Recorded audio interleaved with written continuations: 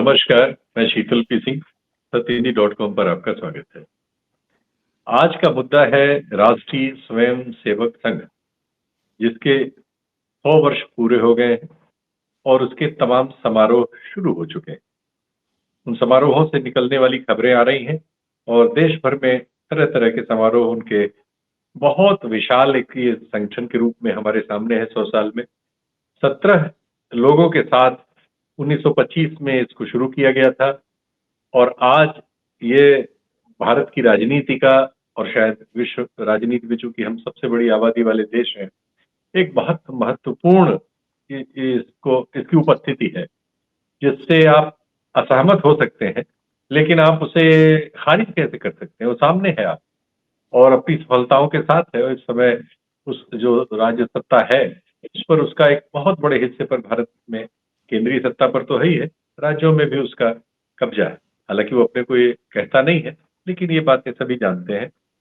भी इस तरह के संगठन हैं जो पहले जनसंघ के रूप में थे और आज भारतीय जनता पार्टी के रूप में है और विद्यार्थियों में काम करने वाले संगठन हैं, आदिवासियों में काम करने वाले संगठन हैं, किसानों में, मजदूरों में, आप नाम लीजिए, हर जगह आप उनकी उपस्थिति पाएंगे। तो इतना एक महाकाय संगठन के रूप में जो विकसित हुआ है, उसके बारे में बात करते हैं। हमारे साथ विशेषज्ञ के तौर पर उपलब्ध हैं पंकज पचौरी जी, हमारे मित्र पुराने, और हमारे कार्यक्रमों में आप इनको उपस्थित देखते हैं। पंकज जी बहुत अध्ययनशील व्यक्ति हैं और इस पर उन्होंने कहा कि खासकर 100 साल पर वो बातचीत करने को मिल गए हमें, तो अब हम लोग बात शुरू करते हैं। तो पंकज भाई बहुत बहुत धन्यवाद, आप मिल गए और आपसे बात हो रही है।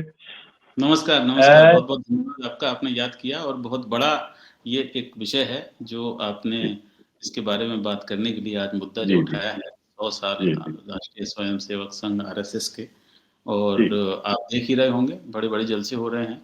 विज्ञान भवन में 3 दिन तक बैठक चली है, जिसमें 1000 से ज़्यादा लोग जो हैं वो उपस्थित थे और उसमें तमाम चीज़ें जो हैं, आगे का क्या एजेंडा है, ये सामने आया गया, क्या हुआ है, ये सामने आया हो, ये सब चीज़ें उसमें लिखी गई हैं। और आरएसएस को मैं 1985 से आरएसएस पर लिख रहा हूँ। 1984 में मैंने पत्रकारिता शुरू की थी, 84 में दंगे हो गए थे भयंकर, और उसके बाद में 1985 में चूँकि ये अयोध्या राम जन्मभूमि आंदोलन शुरू हुआ, तो उसकी मैं उस पर लिखता रहा हूँ। पहले संडे ऑब्जर्वर में लिखा, उससे पहले पेट्रियट में लिखा, उसके बाद इंडिया टुडे में लिखा, उसके बाद बीबीसी में लिखा, उसके बाद संडे ऑब्जर्वर में लिखा, फिर एनडीटीवी में इसके ऊपर तमाम बात हुई। तो मैं काफ़ी क्लोजली उसको फॉलो करता रहा हूँ और कम से कम 2 जो सरसंचालक होते हैं उनके, जिसमें एक केसी सुदर्शन साहब हैं, एक प्रोफेसर राजेंद्र सिंह लज्जू भैया जिन्हें हम कहते थे, उनका मैं बड़े लंबे इंटरव्यू ले चुका हूँ और तमाम जो लोग आजकल हैं मोहन भागवत जी को छोड़ के, उन सब से मैं चर्चा करता रहा हूँ जो लिख रहे हैं। वाह,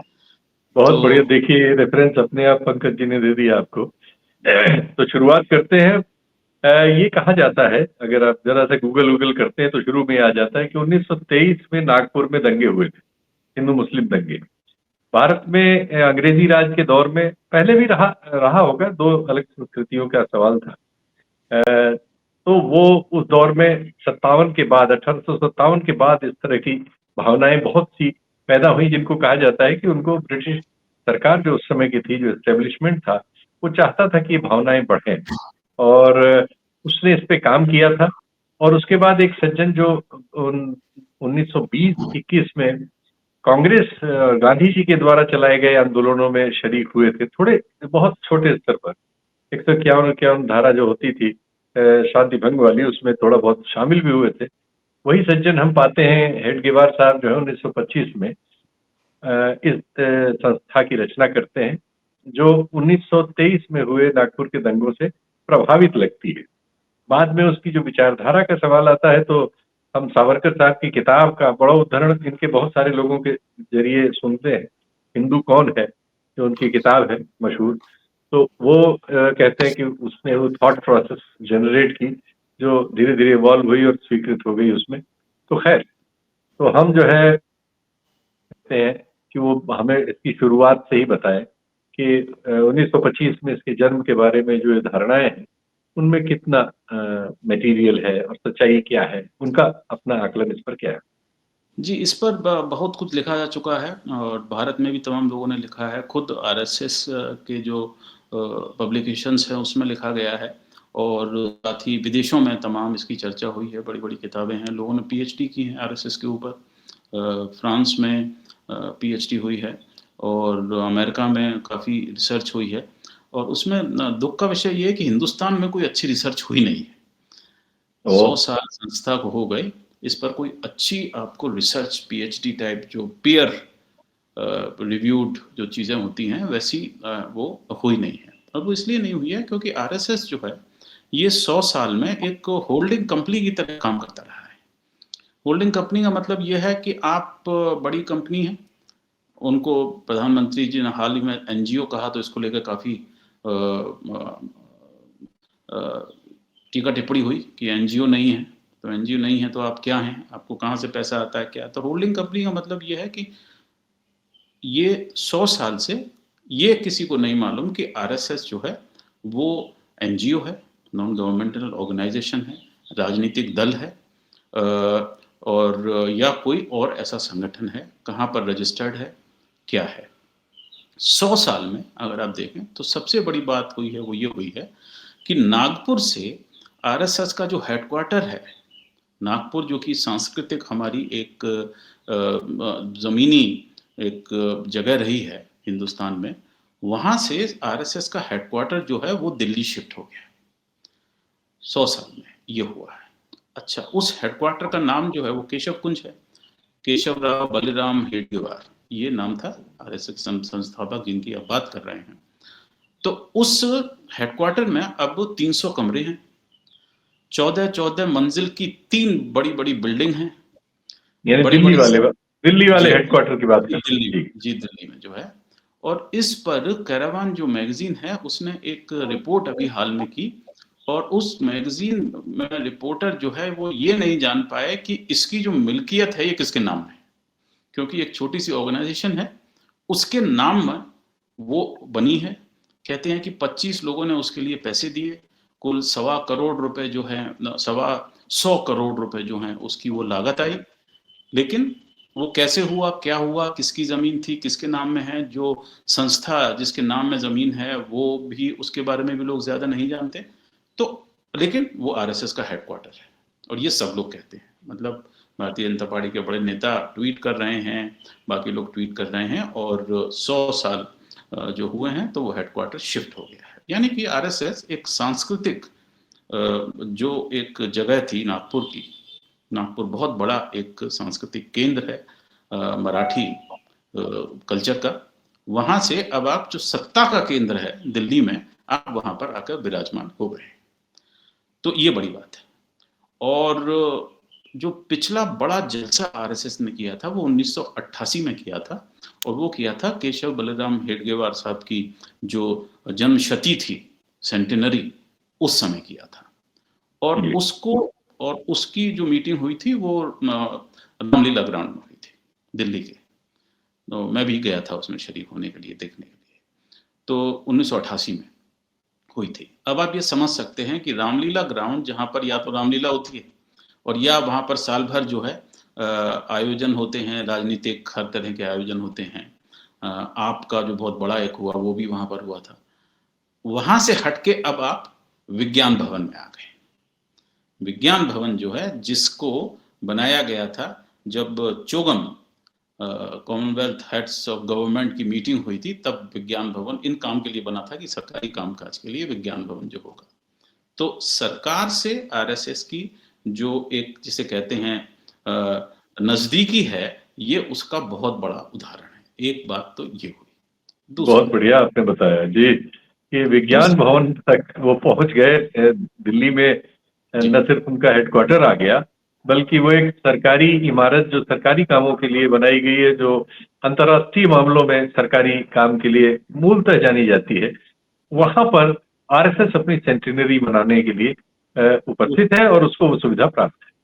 उसको सुविधा प्राप्त है और साथ ही वहाँ से ही उन्होंने जो आह्वान किया है आने वाले दिनों के लिए, 3 दिन तक वहाँ पर ये चला और आदान-प्रदान उसमें हुए और मैं देखता रहा तमाम जो वीडियोज़ जो अपलोड किए गए हैं, क्या कहा लोगों ने, उसकी भी हम वो करेंगे। तो ये उसका आरएसएस का इस समय 100 साल का लेखा-जोखा अगर आप देखें वो है। क्योंकि 100 साल में आप मुझे ये बताइए कि क्या आरएसएस ने शिव नादर यूनिवर्सिटी या अशोका यूनिवर्सिटी जैसी एक सम्मान प्राप्त, अंतर्राष्ट्रीय सम्मान प्राप्त कोई यूनिवर्सिटी शुरू की?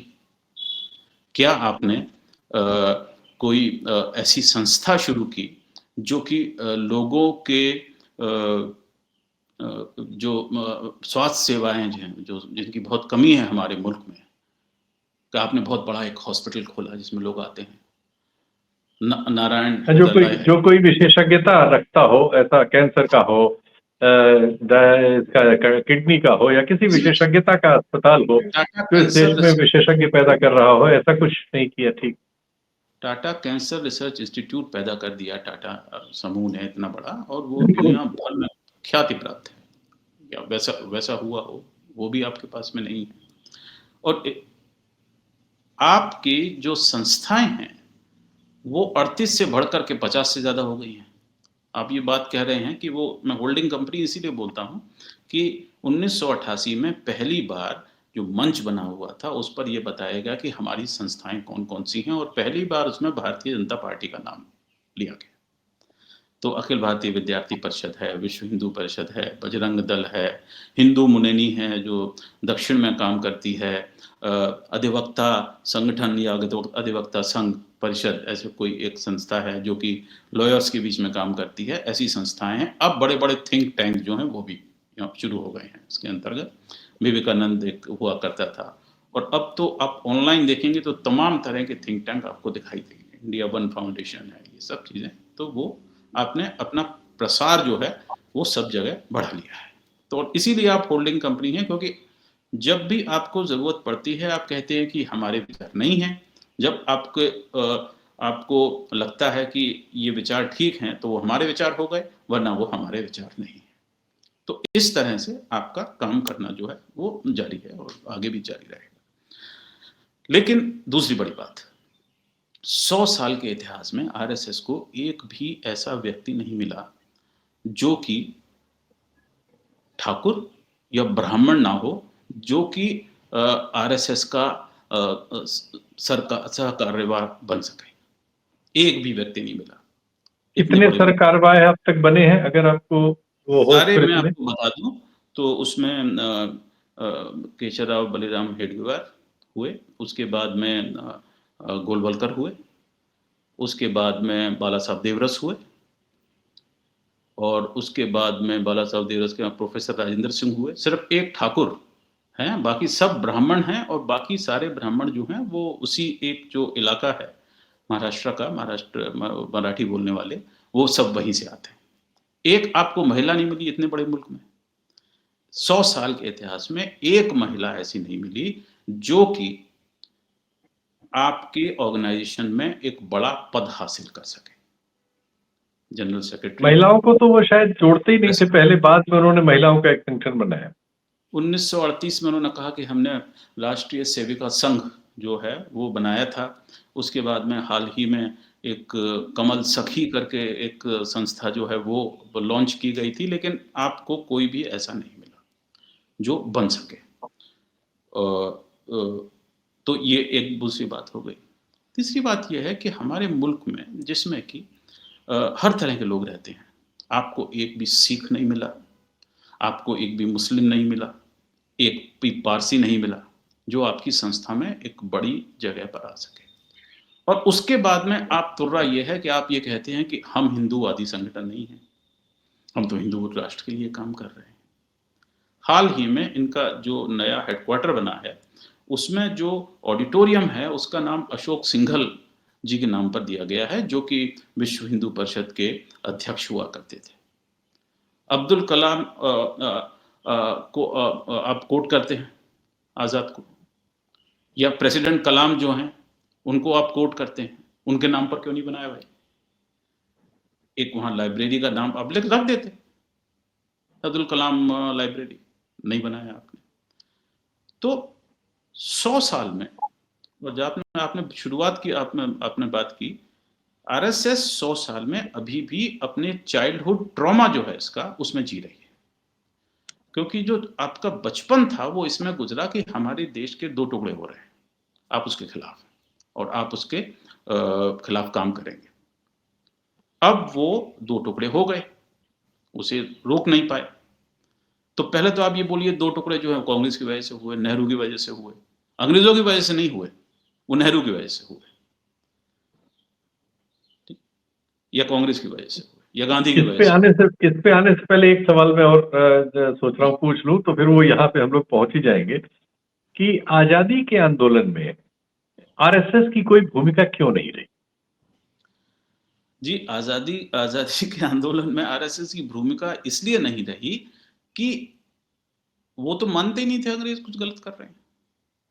अब मुझे एक अच्छा। ऐसा एक व्यक्ति बता दीजिए आरएसएस में, या ऐसी एक घटना बता दीजिए, मैं पढ़ रहा हूँ ये किताबें सारी, आजादी स्वर्ण जयंती और हम, ये स्वर्ण जयंती 1997 में जब पूरा मुल्क बना रहा था, तब ये किताब आई थी, और मैं इसमें ये देख रहा हूँ कि ये ऐसा क्यों हुआ, कि आजादी में क्यों नहीं किया। तो इसमें पढ़ लीजिए आप, विवेकानंद जी को कोट किया है, दीनदयाल उपाध्याय जी कह रहे हैं इसमें, अखंड भारत मात्र विचार न होकर विचार पूर्वक किया गया संकल्प है। कुछ लोग विभाजन को पत्थर की रेखा मानते हैं, उनका यह दृष्टिकोण सर्वथा अनुचित है। मन में मातृभूमि के प्रति उत्कट भक्ति न होने का परिचायक है। यानी कि अगर पाकिस्तान को आप पाकिस्तान मानते हैं तो आप मातृभूमि के प्रति भक्त नहीं है। तो ये जो राष्ट्रवाद जो है, ये हिंदू उसके ऊपर सारा सारा है। परम पूजनीय श्री गुरु जी ने कहा था, ये गुरु जी मेरे ख्याल में श्री एम.एस. गोलवलकर के बारे में है, पाकिस्तान निश्चय ही हम लोगों के लिए विदेश नहीं है, ये लिखा हुआ है। और ये इन्हीं की किताब है, स्वर्ण जयंती अभियान समिति उत्तर प्रदेश ने निकाली। पाकिस्तान निश्चय ही हम लोगों के लिए विदेश नहीं है, पाकिस्तान हाल में ही राजनीतिक चालबाजियों द्वारा गढ़ा गया है, अनंत काल से वह क्षेत्र हमारी मातृभूमि का अंग है। लाहौर में रावी के पश्चिमी तट पर पंडित जवाहरलाल नेहरू की अध्यक्षता में कांग्रेस ने देश की पूर्ण स्वतंत्रता प्राप्त करने की प्रतिज्ञा की थी। ऐसी दशा में लाहौर तथा पाकिस्तान के अन्य भागों में हमारे ध्वज का फहराना दूसरों के भूभाग हड़पने जैसे कहा जा सकता है। आप समझ सकते हैं इसको।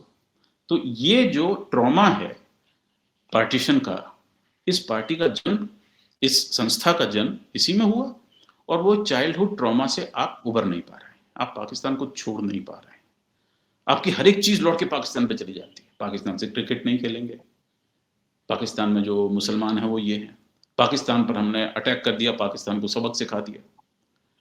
तो आप उससे उबरे नहीं हैं। और जब तक आप मानसिक तौर पर, साइकोलॉजिस्ट ये कहते हैं कि जब तक आप अपने चाइल्डहुड ट्रॉमा पर विजय नहीं पा सकते, आप कुछ भी नहीं कर सकते। और यही जो है इस समय हमको दिखाई दे रहा है, क्योंकि राष्ट्रवाद की जो आपकी जो परिभाषा है वो त्रुटिपूर्ण है, फॉल्टी है। मतलब वो रिएक्शन में आई है, वो ओरिजिनल नहीं है, रिएक्शन में आई है। वो रिएक्शन में आई है कि हमारे देश के 2 टुकड़े हो रहे हैं और हम नहीं चाहते 2 टुकड़े। तो अब उसमें यह है कि भूभाग, हर एक चीज भूभाग लेकिन पर है। मैं एक मिनट, लेकिन ये जो द्विराष्ट्रवाद का सिद्धांत है, ये तो सावरकर साहब ने ओरिजिनेट किया था सबसे पहले। भाई इसीलिए तो आप देख सकते हैं कि इन्होंने इसमें नेहरू को कोट किया है। इन्होंने अपने किसी, आप कह रहे थे कि इनका क्या योगदान था आजादी की लड़ाई में, तो आप नेहरू को कोट कर रहे हैं। आपके पास में क्योंकि कोई अपना आदमी कोट करने के लिए है ही नहीं, तो आप नेहरू को कोट कर रहे हैं कि नेहरू ने किया। और नेहरू जो है वो क्या बोलते हैं, वो जिम्मेदार था, अंग्रेज जिम्मेदार नहीं था। अगर अंग्रेज जिम्मेदार होता तो अंग्रेजों के खिलाफ तमाम बयान होते इन लोगों के, एक भी नहीं है आपके पास में। जो भी चीज अंग्रेजों के खिलाफ आपकी चिट्ठी पढ़ते सामने आती है वो ये आती है कि साहब इन्होंने चिट्ठी लिख दी अंग्रेजों से कि I am your humble servant और आप हमें छोड़ दीजिए। ये जो है ये इसलिए है कि आप मानते हैं कि जो देश का विभाजन हुआ वो इसलिए हुआ, उसको छोड़िए, बड़ी बात हो गई। अब हम इस पे आते हैं कि क्यों 100 साल में क्या किया। 100 साल में पिछले 40 साल हमारे मुल्क ने एक बहुत बड़ा आरएसएस ने और इसके जो अनुशांगिक संगठन जिसने कहते हैं, फ्रेंडली ऑर्गेनाइजेशंस, 40 साल में इन्होंने एक पूरा का पूरा एक मुहिम चलाई, एक कैंपेन चलाया जो कि अयोध्या में मंदिर को बनाने के लिए था। मैं इसलिए जानता हूं कि 1985 से अब तक मैं उसको फॉलो कर रहा हूं। एक आपने वो पा लिया, अब उससे क्या हुआ आपका? उससे ये हुआ कि आपकी अपनी सरकार देश की एक और बात, ये जो अयोध्या वाला मामला था, ये 48-49 में शुरू हो गया था जब वहां मूर्तियां रख दी गई थी। तो 1984-85 तक आरएसएस को नहीं लगता था कि इस पे कोई राष्ट्रव्यापी चीज की जा सकती है। तो 1949 से लेके 1984-85 तक आरएसएस ने इसको आंदोलन नहीं बनाया, लेकिन इसने इसको आंदोलन तब बनाया जब राजनीतिक परिस्थिति देश में बदल गई और वो चीजें इसके अनुकूल नहीं थी, तब ये उस आंदोलन में आया और फिर इसने लीड किया और फिर जो कुछ हुआ हमारे सामने। इस पर जरा बताइए। आप बड़ी बड़ी किताबें पढ़ लीजिए, कहीं पर भी कोई कहीं पर भी नहीं लिखा हुआ है, क्योंकि संगठन आपका ऐसा है कि आपका संगठन का कोई कॉन्स्टिट्यूशन नहीं है। हर एक ऑर्गेनाइजेशन का एक मिशन और विजन स्टेटमेंट होता है। वो मिशन और विजन स्टेटमेंट क्या है वो किसी को नहीं मालूम, ठीक है, वो लिखी हुई चीज होती है। अगर आप एनजीओ बनाते हैं तो वो पूछती है सरकार आपसे कि आपका मिशन और विजन क्या है, तो वो इसमें नहीं है। आप मिशन और विजन सिर्फ जो बातें लोग कह रहे हैं आप सिर्फ उससे ही जान सकते हैं आरएसएस के कितने कार्यकर्ता हैं। मैं अखबार पढ़ रहा था आज और उसमें आरएसएस के एक बहुत बड़े एक्टिविस्ट हैं, उन्होंने ये लिखा है कि हमारे पास में 5.5 लाख प्रचारक हैं और पहले 33,000 कुल जो है वो शाखाएं हुआ करती थी, उनकी संख्या दिन रात बढ़ती जा रही है। और उनकी एक बड़ी बात और थी कि शाखा जो थी उससे ज्यादा अब जो है सोशल मीडिया इंपॉर्टेंट हो गया। तो उनका कहना ये है, आरएसएस के कार्यकर्ता का, थिंकर है विशेषज्ञ, कि 90% काम आरएसएस का जो है अब वो शाखा से बाहर होगा। शाखा से बाहर कहाँ? जी, वो शाखा से बाहर इसलिए हो रहा है कि वो व्हाट्सएप ग्रुप्स पे हो रहा है। ये 5.5 लाख की जो संख्या है जो उन्होंने कोट की है बाकायदा, वो इसलिए मुझे और अच्छी लगी कि 5.5 लाख जो है वो टोटल, जो ये गृह मंत्री खुद कह चुके हैं कि हमारे पास में 5.5 लाख व्हाट्सएप ग्रुप है। तो अब वो सब शिफ्ट हो गया है। अब उसमें एक तरफ आप बात करते हैं, इसमें मैं अगर पढ़ के आपको बताऊं कि हमको हिंदुस्तानी चीजों का उपयोग करना चाहिए, ये करना चाहिए, वो करना चाहिए, सब कुछ करना चाहिए, व्हाट्सएप जो है वो हिंदुस्तानी हो गया है। व्हाट्सएप जो है उसे इस्तेमाल करने में कोई परहेज नहीं है। चीन के खिलौने अगर आ रहे हैं तो उनमें आप आग लगा दो, चीनी वस्तुओं का बहिष्कार कर दो। तो ये जो समस्या है ये इसलिए है क्योंकि राष्ट्र की जो परिकल्पना है आरएसएस की वो फॉल्टी है। और मैं आपको बताऊं वो कैसे फॉल्टी है, और इसके ऊपर तमाम जो है वो लिखा गया है। ये ऐसे फॉल्टी है कि 2001 में जब ये मोहन भागवत जी सहकार्यवाह बने हैं, which is second most important post, तो उन्होंने कोट किया है उसमें बाकायदा कि डॉक्टर हेडगेवार जी ने कहा था कि राष्ट्र कोई राजनीतिक अवधारणा नहीं है, किसी एक विशिष्ट भूभाग में लोग रहते हैं इसलिए राष्ट्र नहीं बनता, उसके लिए तो उस भूभाग के अंदर सदियों से रहते हुए उसके साथ एक रागात्मक भावनात्मक संबंध स्थापित होना पड़ता है। ये मेरी माँ है, ये भूमि मेरी माँ है, मैं इसका पुत्र हूँ और पुत्र होने के नाते हम सब एक हैं, हमारे पूर्वज एक हैं, हमारी संस्कृति एक है, तब जाकर राष्ट्र का निर्माण होता है। और ये तो सनातन पुरातन राष्ट्र है, वेद काल में इसने घोषणा की है, माता भूमि पुत्रोहम पृथिव्या, तो यह हिंदू राष्ट्र है। तो इसमें अब समस्या ये है कि जब आप कह रहे हैं कि आप एक भूभाग हैं और भूभाग में रहने वाले सारे लोग राष्ट्र हैं, तो भाई यूनाइटेड नेशंस में आप जाके कैसे बात करेंगे?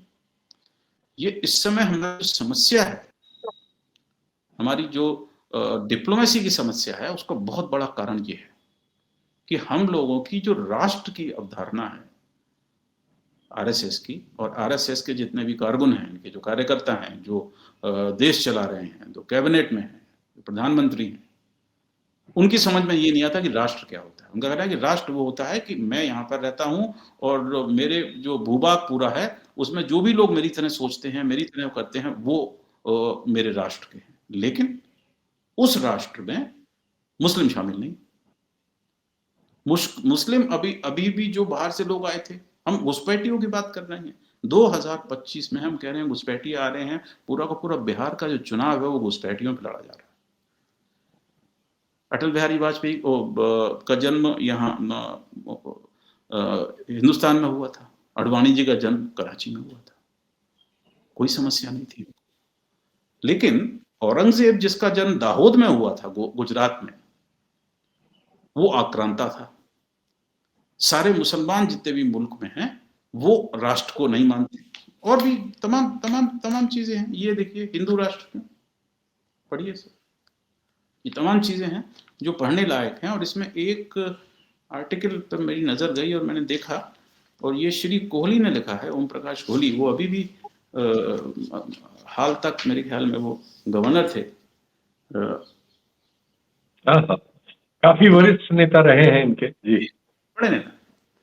इसमें लिखिए एच.वी. शेषाद्री, सर कार्यवाह, उनका वो है 2004 की किताब है।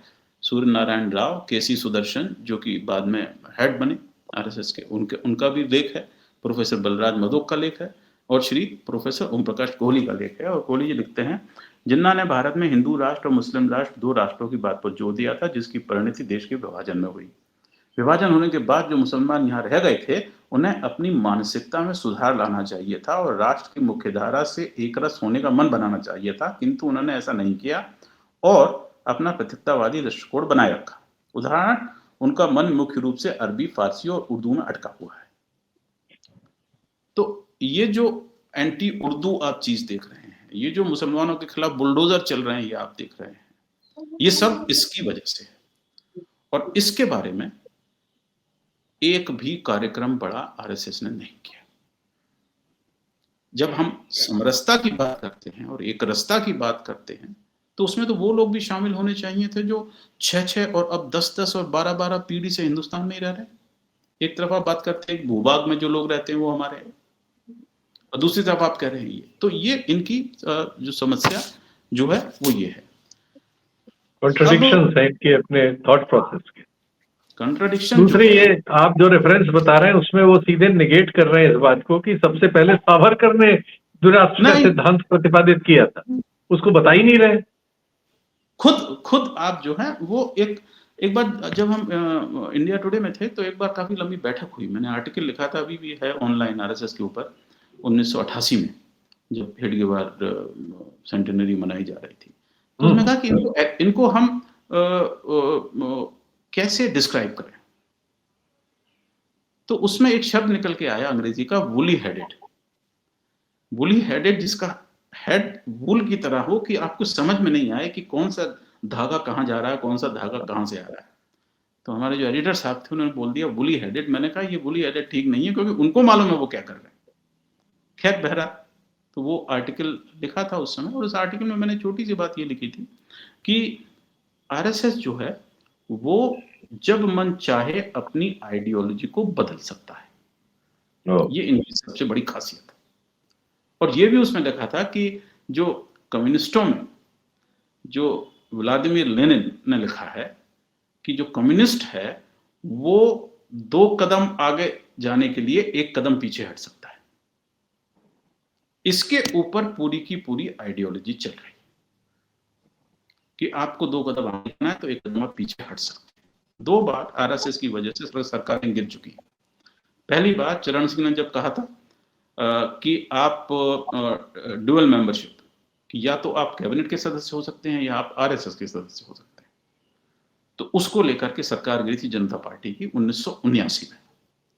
उसके बाद में आइए आप वीपी सिंह की सरकार क्यों गिरी। वीपी सिंह की सरकार जब गिरी है, जिसको कि बाहर से समर्थन भारतीय जनता पार्टी देती थी, तो जो चिट्ठी लिखी गई है अटल बिहारी वाजपेयी जी ने जो लिखी थी as the leader in the parliament, उसमें साफ साफ लिखा था कि आपने 2 काम ऐसे किए हैं जिसकी वजह से हम ये अब सहमति वापस ले रहे हैं। इसमें एक था कि आपने मंडल कमीशन लागू किया और दूसरा था कि आप राम जन्मभूमि के उसके ऊपर आप काम नहीं कर रहे हैं, क्योंकि तब तक लालू प्रसाद यादव ने अरेस्ट कर लिया था एल के अडवाणी को। जो दोनों बार जो सरकार गिरी है, वो जो अंतर विरोध है आरएसएस और भाजपा के, भारतीय जनता पार्टी के, उसकी वजह से गिरी है। और अब वो तीसरा अंतर विरोध सामने अब फिर से आ रहा है, और वो अंतर विरोध ये है कि आप सरकार में हैं, 11 साल से आप सरकार में हैं, आपके जो कार्यकर्ता हैं, ये वो स्वयंसेवक हैं, वो सरकार चला रहे हैं, लेकिन राष्ट्र की जो परिकल्पना है उसकी वजह से आप कभी जाके बैठ जाते हैं अमेरिका के साथ में, और कभी आप बैठ जाते हैं यहाँ पे एक हस्तक्षेप करता हुआ मैं पूछ लेता हूँ, ये क्या वजह है कि ये ठीक है, ये मुसलमानों को, ईसाइयों को और अन्य लोगों को दुश्मन की बात करते हैं अपने साहित्य में, लेकिन वो साथ साथ कम्युनिस्टों को दुश्मन की बात करते हैं। ये क्या था जो आजादी की लड़ाई के दौरान ही इन्होंने या उसके बाद ये अंगीकार कर लिया था कि समाजवाद शब्द का विरोध करेंगे, समाजवाद प्रणाली का विरोध करेंगे, कम्युनिस्टों का विरोध करेंगे? ये बात कुछ ऐसा है, क्योंकि कम्युनिस्टों का विरोध दुनिया का कैपिटलिज्म कर रहा था, यानी पश्चिम कर रहा था, और पश्चिम की जो भी विचारधारा थी राजनीतिक, उसमें वो उसका विरोध करते थे, तो वही काम ये भी क्यों करते थे? तो इसका मतलब है कि उस समय जो सरकार थी, जैसा आपने कहा कि कभी इन्होंने ब्रिटिश सरकार का विरोध नहीं किया, मुसलमानों का विरोध किया और फिर सीधे नेहरू का विरोध किया, लेकिन ब्रिटिश सरकार का, जिसने इस देश का पे राज रखा, अपना गुलाम बनाया, और जिसने आजादी देते समय इस विभाजन के फैसले को लागू किया, उसकी कभी कोई आलोचना इनके साहित्य में नहीं है, कहीं भी नहीं है। जो भी आलोचना है वो फिर नेहरू की है या फिर आगे है, और इसी तरह से कम्युनिस्ट और समाजवाद की आलोचना है। थोड़ा सा इस पे भी आपकी रोशनी जरूरी। मैं आपको बताता हूँ, स्वतंत्र भारत को अपनी ये आज़ादी की स्वर्ण जयंती 1997 की ये पुस्तिका है, जिसमें कि प्रोफेसर राजेंद्र सिंह रज्जू भैया जिन्हें बोलते थे, उनका ये कोट है बाकायदा, जो बोलते हैं स्वतंत्र भारत को अपनी ही नियति का अनुसरण करना है और उसे ना तो सोवियत संघ का और ना ही अमेरिका की प्रतिछाया बनना चाहिए। हम विश्व के सबसे प्राचीन राष्ट्र हैं और ईश्वर की कृपा से हमारा राष्ट्र महान ऋषियों और संतों की प्रज्ञा से संपन्न रहा है। निश्चय ही मानवीय प्रकृति के विषय में हमारा ज्ञान कहीं अधिक है। तो ज्ञान आपका अधिक इतना है कि अब आप 3 हफ्ते के अंदर ट्रंप जो आपका सबसे बड़ा दोस्त था, वो आपका सबसे बड़ा दुश्मन बन गया है। पहले चीन आपको आज फिर सुबह दोस्त बन गया है। चीन आपको कल तक दुत्कार रहा था, वो कभी आता है अपनी जमीन वो चेंज कर देता है और जो गांव है वहां पर उसके बॉर्डर के बाहर अपना वो बना लेता है। आपको ये भी नहीं मालूम कि आपके बॉर्डर के अंदर है या आपके बॉर्डर के बाहर है। कल तक आप टिकटॉक को बैन कर रहे थे, आप चीनी जो सामान है उसकी होली जला रहे थे, ठीक है। अचानक से आपको लगा कि चीन हमारा सबसे बड़ा मित्र है, तो फोटो सारों तरफ आने लगे, होने लगा। तो ये आपकी इस समस्या का द्योतक है कि 100 साल में आपने वास्तव में कोई एक आइडियोलॉजी खड़ी नहीं की जो कि एक इतने कॉम्प्लेक्स दुनिया में आप चला सके। आपकी आइडियोलॉजी यहां पर आके खत्म हो गई कि आप पाकिस्तान का विरोध करते करते मुस्लिम विरोधी हो गए, क्योंकि पाकिस्तान में बहुलता जो है मुसलमानों की, और वो मुस्लिम विरोधी आप ये नहीं है कि आप सभी मुस्लिम के विरोधी हैं। सुनिए, कतार का जो शेख है वो आपका दोस्त है, यूएई का जो शेख है वो आपका दोस्त है, सऊदी अरब जाकर के आप फोटो खिंचवाते हैं और कहते हैं कि वो हमारे बहुत अच्छे संबंध है उनसे।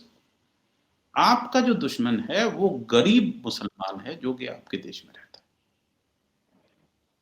है। गरीब जो है वो मुसलमान आपके देश में रहता है, उसको आप ठीक करना चाहते हैं।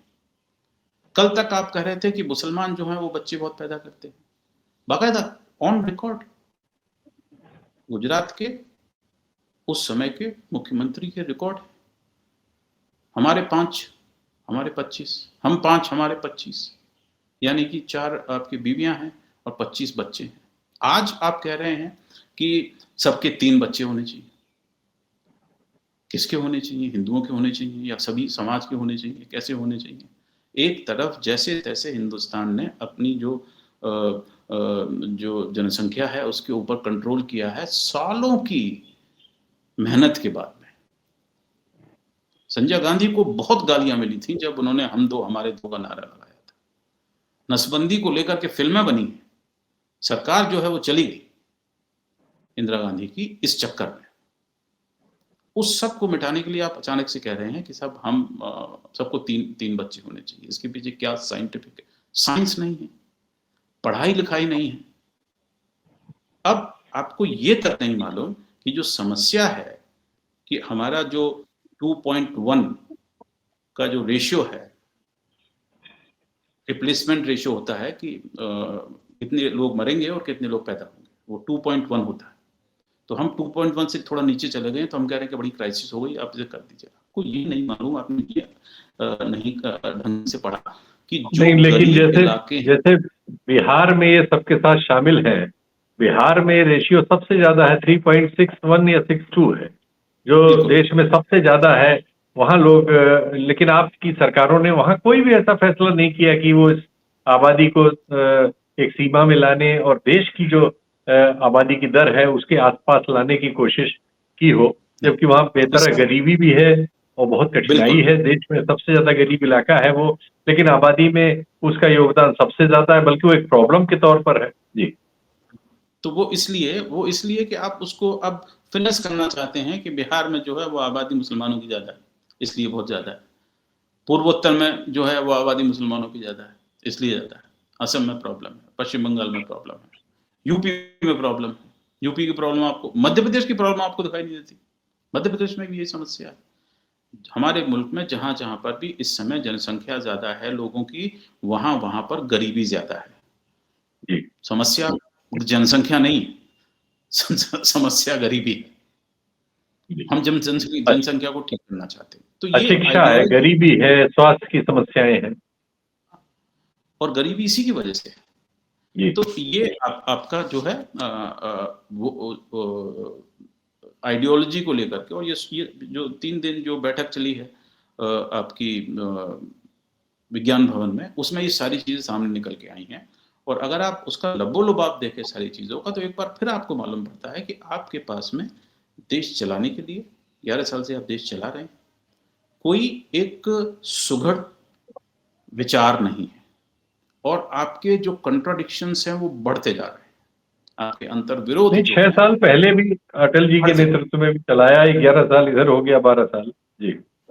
हाँ, तो 17 साल समझ लीजिए, 80 में से 17 साल तो अठारह सबने साल चलाया। 18 साल हो गया। तो उसका लबो-लुबाब क्यों ये निकला है कि हम अपना वो गढ़ेंगे, हम अपना ये करेंगे। उसका लबो-लुबाब ये निकला है कि 8.5% जो जीडीपी चल रही थी 2004, 2003 और 2013 के बीच में, वो घट के अब 6.5 के आसपास में आ गई है। अब हम इस बात का फ़ख्र मना रहे हैं, जश्न मना रहे हैं कि भाई हमारी जो जीडीपी है वो 7% से ऊपर चली गई। और जब वो 8.5% थी, तब आप कह रहे थे कि देश जो है वो विदेशी हाथों में खेल रहे हैं। अच्छा, मनमोहन ये सिंह को बताइए पंकज जी, एक चीज, 3 बार इस संगठन पर देश में प्रतिबंध लगा है, 1948 में, 1975 में और 1992 में। तो जो प्रतिबंध इस पर जो लगे, जो लगाने वाले लोग थे, वो लोग एक कंसिस्टेंसी क्यों नहीं रख सके? क्योंकि उन्हीं के जमाने में इंदिरा गांधी जी के जमाने में डाक टिकट सावरकर का जारी होता है। एक और आप प्रतिबंध लगाते हैं, गांधी जी की हत्या में इनको शरीक मानते हैं, और फिर देखिए, बाद में आप एक कपूर कमीशन में उनको इंगित भी करते हैं और फिर डाक टिकट जारी कर देते हैं। ये जो अब क्या कॉन्ट्रडिक्शन कहते हैं, हमारी पॉलिटिक्स में रहा है, और जितने सोशलिस्ट पॉलिटिक्स करने वाले थे उन लोगों ने तो कहा जाए कि इनके लिए प्लेटफॉर्म इनको मुहैया कराया कि इनका इनका जो अछूत वाला राजनीतिक अछूत वाली स्थिति थी उसमें उनको छुआछूत से बचा के मेन स्ट्रीम में लाना और फिर खुद को मिटा लेना। ये काम करते हुए लोग क्यों नजर आए? देखिए ऐसा है कि हिंदुस्तानी जो राजनीति है, सही मैं आपको बताऊँ, वो उसका दिल बहुत बड़ा है। और इसीलिए मैं आपको बताऊं, मेरी एक बार बातचीत हो रही थी शीला दीक्षित जी से, जब वो चीफ मिनिस्टर थी। तो उसी दिन बड़ा सा राजीव गांधी की जन्म तिथि या उनका जन्मदिन था, उसको लेकर के 2 बड़े-बड़े एडवर्टाइजमेंट ऑर्गेनाइजर में थे जो कि उनकी टेबल पे पड़ा हुआ था। तो मैंने देखा, मैंने कहा अरे आप ये राजीव गांधी के खिलाफ भी लिख रहे हैं, आप इनको एडवर्टाइजमेंट भी दे रहे हैं। तो मालूम है वो क्या बोलती हैं? बोलती हैं, अरे वो हैं तो हमारे ही ना, हैं तो हिंदुस्तानी ना, क्रिटिसाइज़ हमें करते हैं, करने दो। तो ये जो चीज़ है, उनका ये कहना था कि मैं चीफ मिनिस्टर हूं दिल्ली की, दिल्ली का अखबार है, हम राजीव गांधी की जयंती मना रहे हैं, हम सबको एडवर्टाइजमेंट जो है वो दे रहे हैं, तो हम इनको भी देंगे। तो वो एक जो भावना थी वो इनमें नहीं है। आप देख लीजिए देश भर के जो मीडिया में जो भी थोड़ा सा क्रिटिकल होता है उस पर या तो रेड हो तो जाती है, विज्ञापन बंद, उसका लाइसेंस बंद, बंद सब हो कर देते जाती है। हैं तो तुरंत। वो नहीं है, वो इसलिए कि आपकी आइडियोलॉजी जो है वो एक्सक्लूशनरी है, कि मैं और तुम वाली है वो, कि वो ये जो किताब जो ये जो बोल रही है कि जो लोग सीख नहीं पाए हैं राष्ट्र का भाग होना, वो उनके उनके प्रति है। इसलिए आपको लगता है बहुत कम लोग हैं, मधु लिमय एक थे जो कि लगातार क्रिटिसाइज करते थे और बताते थे। मधु लिमय ने काफी मुझे एक्सप्लेन किया कि आरएसएस काम कैसे करता है। वो बड़ा क्लियरली उन्होंने कहा कि इनके जो 38 संगठन हैं, इन संगठन में सारे इनके लोग हैं, लेकिन क्योंकि 38 संगठन की ये जिम्मेदारी लेना नहीं चाहते, इसलिए ये एक हाथ से अपनी जैसे कहते हैं दूरी बना करके चलते हैं।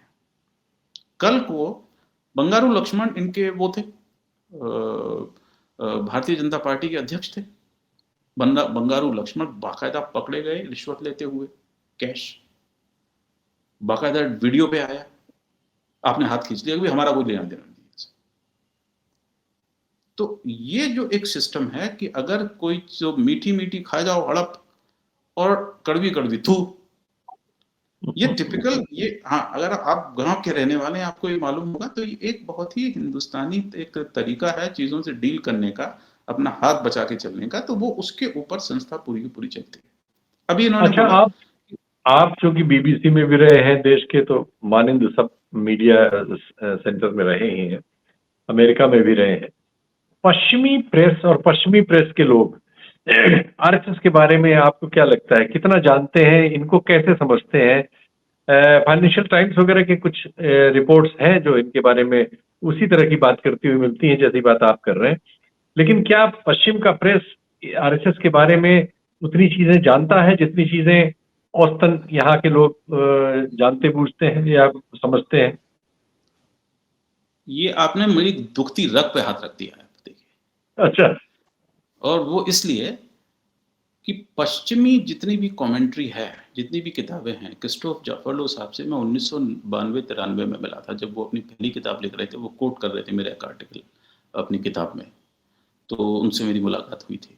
वॉल्टर एंडरसन जानकार है मेरे पुराने, बहुत दिनों से उनसे मुलाकात नहीं हुई, लेकिन उनसे भी इसके ऊपर चर्चा होती रहती है। जो 2 बड़े हम कहते हैं जो पश्चिमी जानकार हैं आरएसएस के।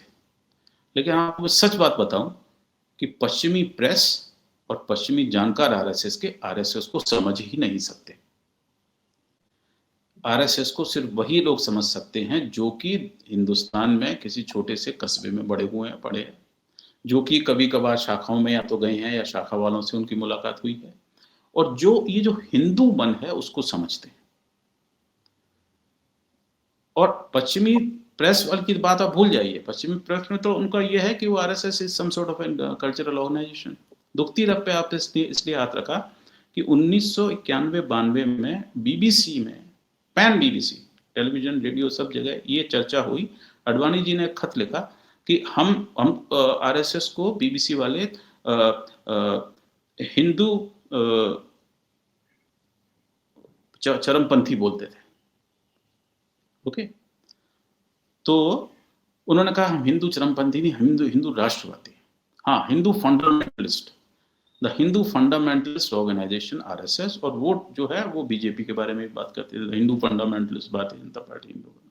तो उन्होंने चिट्ठी लिखी बहुत बड़ी सी उनको कि हम हिंदू फंडामेंटलिस्ट नहीं है, हम हिंदू राष्ट्र राष्ट्रवादी हैं, हिंदू नेशनलिस्ट, और इसके ऊपर बहुत चर्चा हुई। तो उसमें बीबीसी के जितने भी बड़े लोग थे उनकी समझ में ये नहीं आया कि हम इनको क्या बोलें। तो अडवाणी जी और माकली साहब हैं, ये सबको कन्विंस करने में कामयाब हो गए कि उसके बाद में हम हिंदू राष्ट्रवादी बोलेंगे। तो मैंने कहा अगर हिंदू हिंदू नेशनलिस्ट। राष्ट्रवादी, हाँ, हिंदू नेशनलिस्ट, तो मैंने कहा अगर ये राष्ट्रवादी हैं तो उनका राष्ट्र क्या है? राष्ट्र तो इंडिया है, पर India is a secular country. भाई इंडिया का तो कॉन्स्टिट्यूशन इसमें लिखा हुआ है। तो ये नेशन कौन सा है जिसकी बात कर रहे हैं जो कि हिंदू है? ये तब से चल रहा है मामला। अच्छा। बिल्कुल, ये तब अच्छा। शुरू हुआ मामला। हिंदू हाँ, हाँ। राष्ट्रवादी कहना इनको शुरू किया भारतीय वो बीबीसी ने, और तब से वो हिंदू फंडामेंटलिस्ट की जगह हिंदू राष्ट्रवादी हो गए। वरना देखिए ये किस उसी, लेवल पे। लेकिन न्यूयॉर्क टाइम्स वगैरह तो लिखते हैं इनको, हार्डलाइनर और वो सब लिखते हैं। हार्डलाइनर लोग, देखिए हिंदू न्यूयॉर्क टाइम्स, फंडामेंटलिस्ट वगैरह भी लिखते हैं। भाई देखिए न्यूयॉर्क टाइम्स वाले वो आईसिस से और ये जो सीरिया में प्रॉब्लम हो रही है वहां से, वो उनसे यमन से वहां पे डील कर रहे हैं। तो ओह, उनके लिए, हाँ, तो उनके लिए जो एक डेफिनेशन है वो बिल्कुल डिफरेंट है। RSS okay. आईसिस जैसा नहीं है। आरएसएस जो है वो जो इजिप्शियन पार्टी है वो वैसा भी नहीं है। टर्की में पार्टीज हैं वो फंडामेंटलिस्ट पार्टी हैं बाकायदा, वो वैसा भी नहीं है। तो आरएसएस जो है, इसीलिए वो बुली हेडेड जो शब्द निकाला, बड़ा सोच समझ के निकाला कि आप इनको डिस्क्राइब ही नहीं कर सकते। और अब ये जो है ये दिल्ली आ गए हैं। मैं आपको बताऊं, ये जो चर्चा जो है वो इसीलिए थी कि अब ये दिल्ली आ गए हैं, और ये अपना जो ये राष्ट्रवाद है, भाई हिंदू राष्ट्रवाद है आपका, वो इसलिए आए हैं कि आने वाले दशहरे को जब 100 साल पूरे होंगे आरएसएस के, तो कोई एक बहुत बड़ी कोई घोषणा की जा सके। ये सारा जो मामला है ये उस तरफ जा रहा है ओह, कि दशहरे, हाँ, कि अगले दशहरे को या तो नागपुर से या दिल्ली से, नए हेडक्वार्टर से या नागपुर के हेडक्वार्टर से एक घोषणा होने जा रही है किसी बारे में। ये उसकी सारी जो है वो तैयारी हो रही है। अच्छा। और और इसीलिए हम पढ़ते नहीं है। मतलब ये जो किताबें मेरे को तो बहुत सारी किताबें हैं जो उसमें मैंने तो 2-3 ही निकाली उसमें कि हम लोग पढ़ाई नहीं करते। आप तो विदेशी पत्रकारिता की बात कर रहे हैं, हिंदुस्तान के पत्रकारों को नहीं मालूम। हिंदुस्तान में मैं अपने एडिटर्स को कह के वो हो गया जब लिखता है कि भाई ये तो, लेकिन वो तो जो है वो राष्ट्रवादी नहीं। आपको मैं बताऊं एक बहुत बड़ी बात थी, जब 2013 में चुनाव घोषित नहीं हुए थे तब तक, लेकिन बीजेपी ने नरेंद्र मोदी के नाम की घोषणा कर दी थी कि हमारे प्रधानमंत्री पद के उम्मीदवार हैं। मैंने एक कांग्रेस के एमपी साहब मिले कहीं पर, वहीं पे पार्लियामेंट में कहीं, मैंने कहा कि इस बार तुम्हारा चुनाव जो है वो आरएसएस से होने जा रहा है। तो उनकी समझ में नहीं आया मैं क्या कह रहा हूँ। उन्होंने बोला but they are a cultural organisation. मैंने कहा वो कल्चरल ऑर्गेनाइजेशन नहीं है। सारे के सारे जो लोग होंगे जो कि आपसे लड़ रहे होंगे चुनाव में, वो सारे आरएसएस के कार्यकर्ता होंगे, जो कि वो हैं। अब इसमें जो कंट्राडिक्शंस आ रहे हैं वो ये आ रहे हैं कि जो लोग आरएसएस के पुराने कार्यकर्ता नहीं हैं, उन सबको आपने बड़े बड़े पद दे दिए हैं। जयशंकर जो हैं आपके फॉरेन मिनिस्टर हैं, निर्मला सीतारमन जो हैं वो आपकी फाइनेंस मिनिस्टर हैं। बाकी तो एनडीए के जो लोग हैं वो आपको नेचुरली आपको उनको कुछ ना कुछ देना पड़ेगा। तो अब अंदर ये सुगबगाहट हो रही है कि बाहर के लोग आ रहे हैं और वो माल मार रहे हैं। तो झगड़े जो हैं वहां पर शुरू हो रहे हैं, और ये आगे और जाकर जिसे कहते हैं ना इंटेंसिफाई होते जाएंगे। और इसीलिए आप देखिए कि चंद्रबाबू नायडू ने साफ बोल दिया कि मैं ये एसआईआर जो बिहार में हो रहा है कि मैं इसके पक्ष में नहीं हूं। तो वो एक समस्या जो है वो आरएसएस के सामने आने वाली है, उसकी तैयारी हो रही है। और इसीलिए कोई बड़ा घोषणा हो दशहरे के दिन, तो उसकी ये सब तैयारी हो रही है। और बाकी जो ये जो सब है कि ये बीजेपी के आरएसएस के, मैं आपको बोल चुका हूं 1988 में रामलीला मैदान पर जो पोस्टर लगा हुआ था उसमें साफ साफ सभी संस्थाएं हैं जो उनके नाम आप पढ़ लीजिए। इंडिया टुडे में मैंने वो तस्वीर छापवाई थी कि एक बार कम से कम ऑन रिकॉर्ड आ तो जाए ना ये कौन कौन लोग हैं जो साथी संगठन है। अनुषांगिक का मतलब होता है जो आपके सब्सिडरी हैं, जी। सब्सिडरी। तो ये सब तो आपकी अब 100 साल के बाद आप इनका और भारत का क्या भविष्य इनके हाथ में देख रहे हैं? देखिए भविष्य क्या, हमें तो वर्तमान ही समझ में नहीं आ रहा। भविष्य तो बहुत बड़ी आगे की चीज हो गई। वर्तमान में इस समय ये हाल है कि हमारे यहाँ पर, हम पहले भी डिस्कस कर चुके हैं, हमारी अर्थव्यवस्था जो है वो बड़े संगीन दौर से गुजर रही है। हमारे पास में जो यंग हमारी जो पॉपुलेशन है, हमने पहले बात भी की थी, 15 से लेकर 24 साल के बीच में जो हमारे नौजवान हैं उनमें 25% जो है उनके पास में कोई कामकाज नहीं है। अभी मैं देख रहा आपने था, अच्छा, एक मिनट, आप इससे आगे आंकड़ों पे पढ़ेंगे, मैं आ जाऊं। आजकल इनके समारोहों में और खुद भागवत साहब के ही मुंह से ये बात आई है कि वो डिस्पैरिटी पर, जो इकोनॉमिक डिस्पैरिटी है, इस पर बोलने लगे हैं। और अभी मुरली मनोहर जोशी साहब ने तो वो सब हवाले देके, जो हमारे देश के नोबेल पुरस्कार विजेता अर्थशास्त्री हैं, उनका सबका जिक्र करते हुए, उनके संदर्भ देते हुए इस बात को कहा है, और ये खबरें बाहर आई हैं। खुद भागवत साहब इस बात को कह चुके हैं।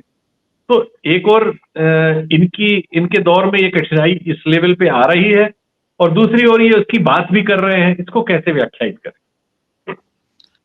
वो इसलिए कि उनको मालूम पड़ गया है कि ये जो सारा एक्सपेरिमेंट हमारा था सरकार चलाने का, ये फेल हो रहा है।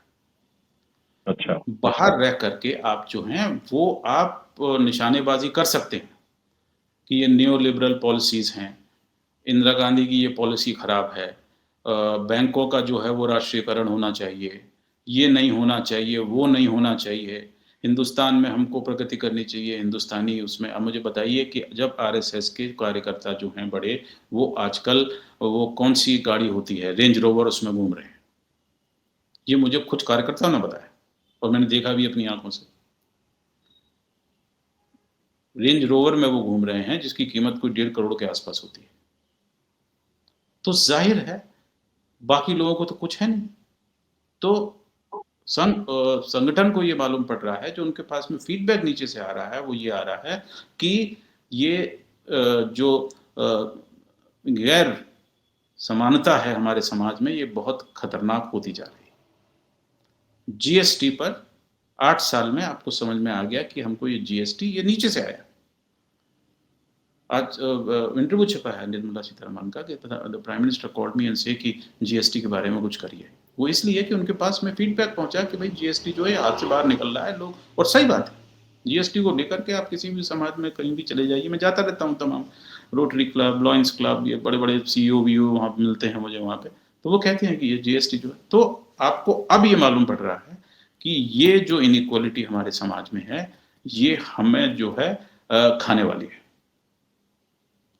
क्योंकि आपका जब कार्यकर्ता शाखा में जाएगा तो वहां पर खड़े होकर लोग कहेंगे कि मेरे लड़के के पास नौकरी नहीं, या मेरा बच्चा जो है उसने ये पास कर लिया है, इसके पास नौकरी नहीं।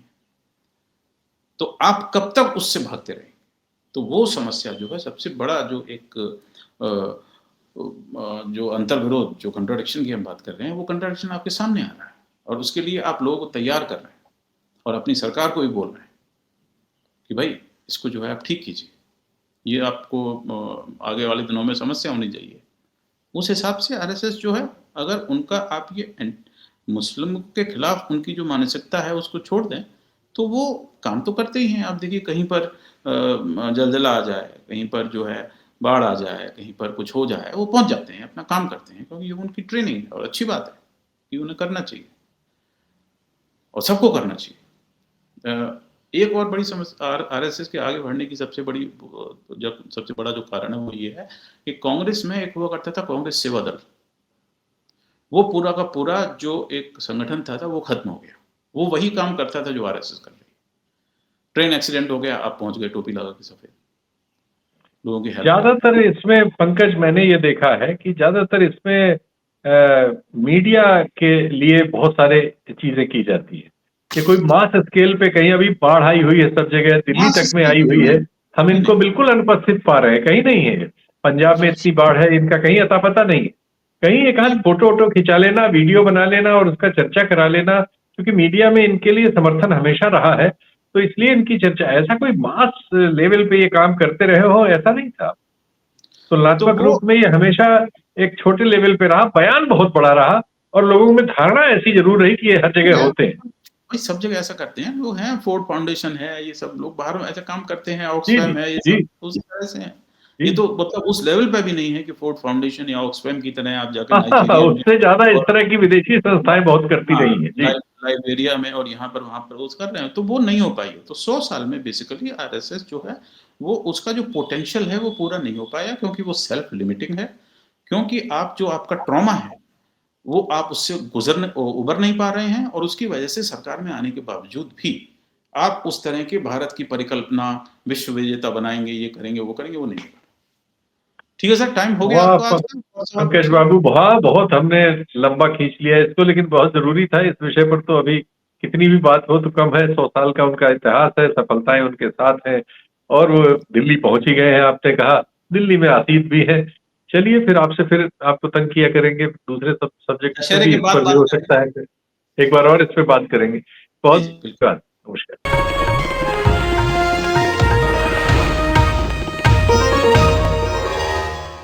Copyright disclaimer under Section 107 of the Copyright Act 1976. Allowance is made for fair use for purposes such as criticism, comment, news reporting, scholarship, and research. Fair use is a use permitted by copyright statute that might otherwise be infringing.